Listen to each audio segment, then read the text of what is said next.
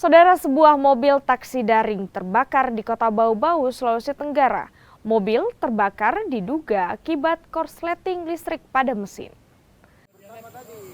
Kebakaran mobil taksi daring ini terjadi di Jalan Poros Waborobo, Kelurahan Labalawa, Kota Bau-Bau.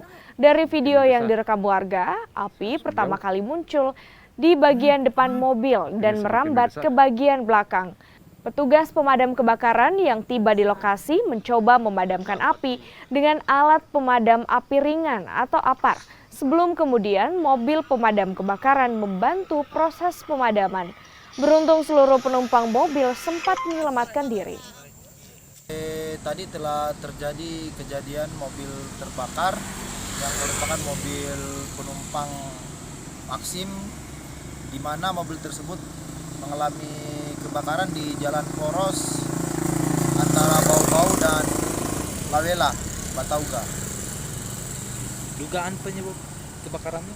Dugaan penyebab kebakarannya itu setelah kami menanyakan kepada supir Maxim tersebut akibat korsleting listrik, di mana yang bersangkutan juga memuat penumpang. Alhamdulillah untuk supir dan penumpang semua dalam keadaan selamat, sehingga kerugian yang ditimbulkan cuma mobil saja.